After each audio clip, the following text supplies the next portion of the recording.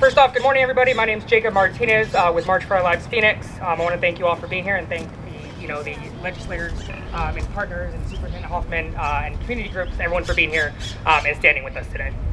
I want to start off by saying, first off, that there is absolutely no reason that we should be here right now.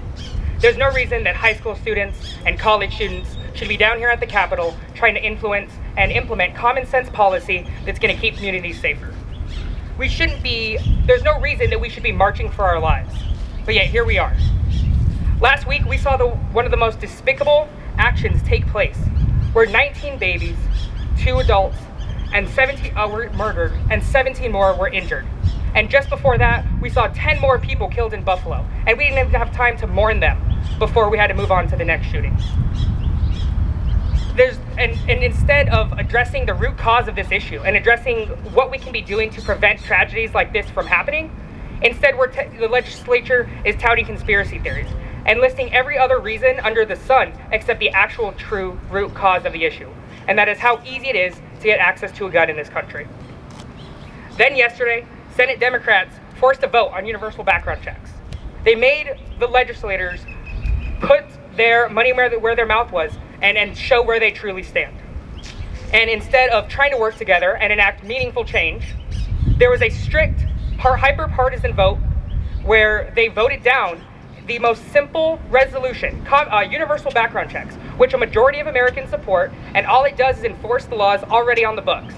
And it was voted down strictly because we'd rather play party games and tout NRA talking points than enact actual true change.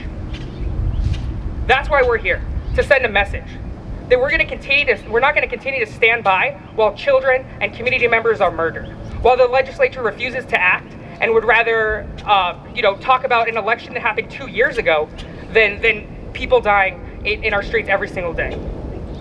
Today we're calling on both chambers, as well as Governor Ducey, to have the smallest ounce of courage and take some action. Let's work together to implement universal background checks and to keep guns out of the hands of dangerous people, and to implement proposals from the Department of Education school safety plan to ensure that we have schools and our communities being as safe and secure as possible. We can make it different this time. Let's work together.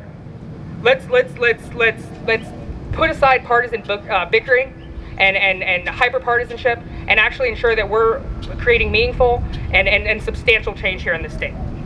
If not, we'll be back. We also want to invite the community and everyone to come march with us on June 11th, right here at the state capitol at 5 p.m., where we'll once again be marching for our lives and showing that we're not going away this time, and this discussion and this debate isn't going to quit until they actually enact meaningful change. Next up, I want to invite Superintendent Kathy Hoffman to give some remarks.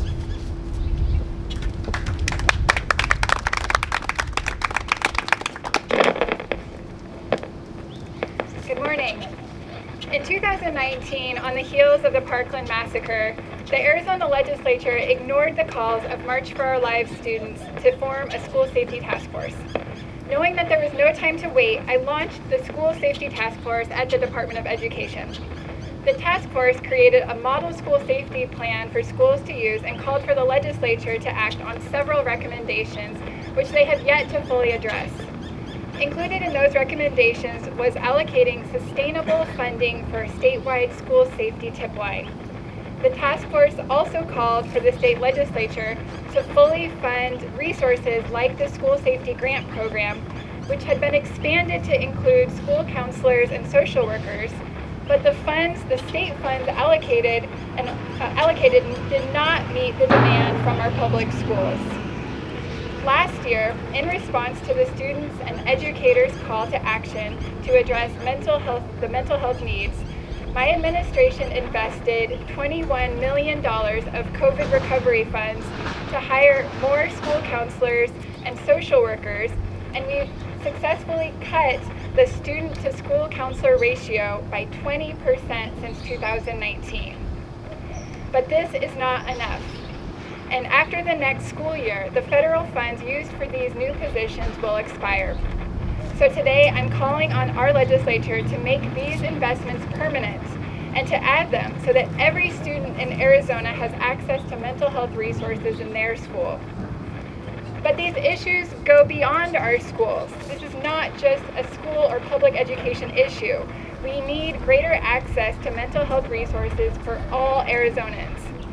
And I want to make it very clear that those living with mental illness are often the victims of violent crimes. Adding more mental health resources simply makes everyone in our community safer. And while we must focus on mental health, we cannot ignore the larger issue that it is too easy to access a gun in this nation. The support provided by a school counselor or a mental health therapist will never outweigh the safety afforded to potential victims if the would-be mass shooters were prevented from accessing guns. Politicians have told us every time that children die in a mass shooting that it's not the right time to talk about gun violence in the United States, that we shouldn't politicize the problem. Well, as a mom and as an educator, I want our lawmakers to act now. I'm sick of being the only country in the world with a gun violence problem like this. And I'm heartbroken and angry that yet another community has been destroyed by senseless, preventable violence and death. And let me make clear that arming teachers will not make our kids or teachers safer. The United States is the only nation in the world where civilian guns outnumber people. Yet families can't send their kids to school, to the grocery store, or even attend church without the fear of being gunned down. Frankly, I think we're all tired of hearing people who have held office for decades say that they are shocked by the events in Uvalde. We are no longer shocked, we are angry. Students and their families want action. They don't want to hear politicians talk about the problem. They know what the problem is because we have lived it. They want concrete solutions like making sure that an 18-year-old cannot walk into a store and buy weapons of war. We must implement gun safety laws to reduce gun violence, including safe storage laws, red flag laws, universal background checks, raising the age limits for purchasing firearms, restoring the federal assault weapons ban. These are things that we could do today that would help to reduce the availability of guns. Arizona families deserve to feel safe, not just at school, but at the grocery store, movie theaters, and churches. And the legislature must do more to ensure that safety. There are solutions with broad support, and I mentioned a few, but what we need now is leadership. It's time to act because what we see is happening now, and we refuse to pretend like this is normal. At the end of the day, guns do not make our kids safer. Common sense gun laws will. Guns will not help our kids feel better, but school counselors can. Giving teachers a gun will not protect students. Passing broadly supported solutions demanded by parents and communities across the country will. I'm proud to stand alongside these brave students who are calling on us to do better. They're calling on us to save lives, and it's time that we listen. Thank you.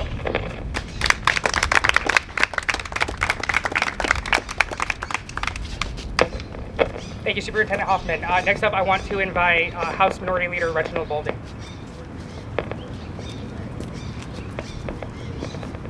Good afternoon, and thank you all for being here. I want to first start by saying thank you, Jacob, and thank you, March for Our Lives. And to the vast majority of Arizonans who support common sense measures to prevent gun violence. I'm House Democratic Leader Reginald, and I'm here with my colleagues from both the House and the Senate to stand up, to say that we know that we have the opportunity right now to make a change for our kids, for our community, for Arizona, and for this country. I'm here to ask you to focus. Don't fall for the distractions you'll hear from politicians who want to keep the status quo. Look and listen to the facts. Fact: gun violence is a public health crisis, and we are the only industrialized nation that can say that. Fact: only the United States sees gun violence to this extent, and it's not even close. Other countries have the same access to video games. They watch the same movies. They attend the same type of churches.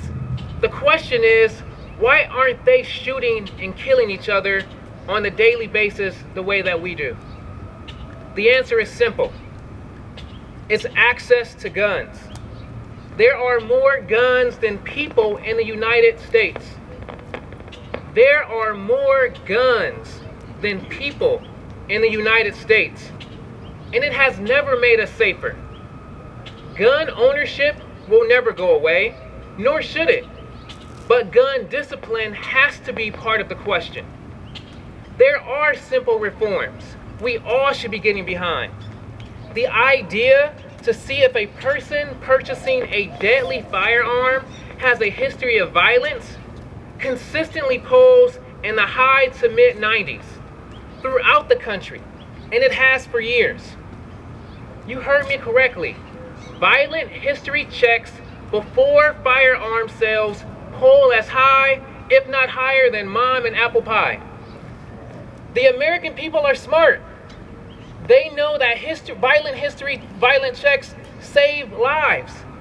They also know that if a person in their life is making threats to hurt themselves or others, they want the ability to ask a judge to temporarily hold onto a person's guns. Red flag laws save lives. And yet, the Washington, D.C. gun lobby, not its members, just the lobbyists, the vast majority of gun owners agree with us.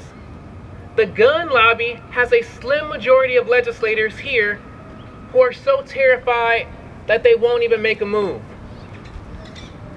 When 70 to 90% of your legislative district is asking, is begging you to do something, and you ignore them, that is the definition of extreme.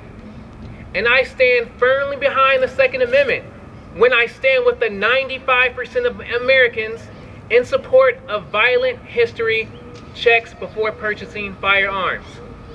I'm asking the Speaker, person to person, parent to parent, American to American, to just meet us in the middle, hear what people are saying, and to help us do something. It requires courage, but we know that we have that. And you've been recognized for it before. Bring those bills to the floor and let's see what happens. Thank you.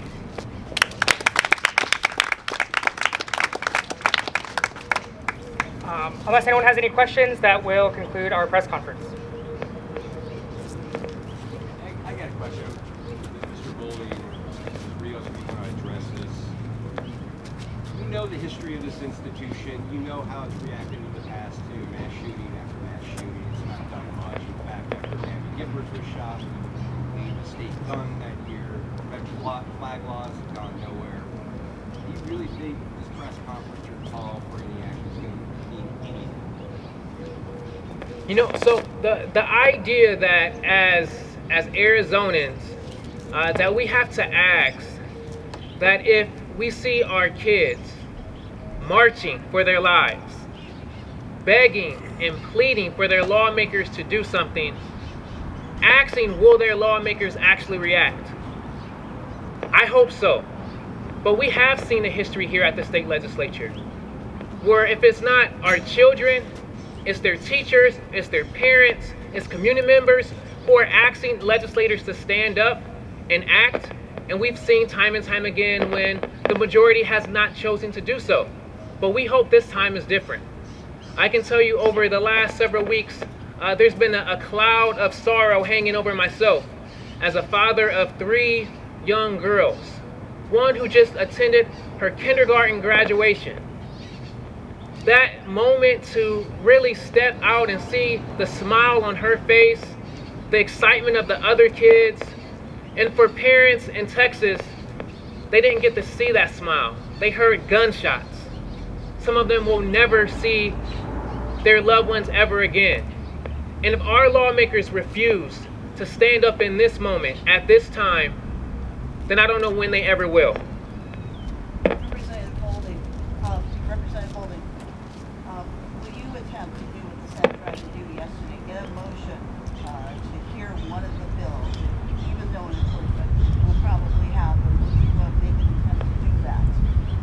I applaud the Senate Democrats for taking leadership, for standing up and for fighting for what all Arizonans and Americans are asking for. But the fact is, we shouldn't have to go through procedural motion after motion to attempt to force a vote. Our call, the call of the students here, is that the speaker will go through and put these bills through committee and bring them to the House floor, because we believe that Arizonans should have the ability to have their voices heard. If we don't see that, Democrats were willing to do whatever it takes in order to make sure that Arizonans have their voices heard. Senator Rios, since we're talking about what happened yesterday, kind of to, Holding just said that we have the opportunity to make change. How can there be change if we can't even get these bills to the floor? Thank you for the question. I think the fact of the matter is we have a Republican-controlled House and Senate that absolutely refuse to entertain any sort of sensible gun reform legislation. At the end of the day, this is going to fall on the shoulders of every parent, every teacher, every citizen of Arizona that truly believes that we should enact just the minimum, the bare minimum of sensible gun reform to call, to complain, to get the attention of each and every one of the Republican senators and representatives. Otherwise, nothing will change this session of the legislature. Until the next election, really. And that is an opportunity, again, for Arizonans to look at who is protecting their children and who is adamantly refusing to protect their children. If you heard the floor speeches yesterday, or the day before, they blamed transgender children, they blamed reproductive rights, video games, mental health, anything they could think of to avoid addressing the elephant in the room. Red herrings galore. They are scared to death of the gun lobby, and they absolutely refuse to move. It's going to take people voicing with their vote and putting in legislators that are willing to protect children and protect Arizona citizens with sensible gun reform. Thank you all.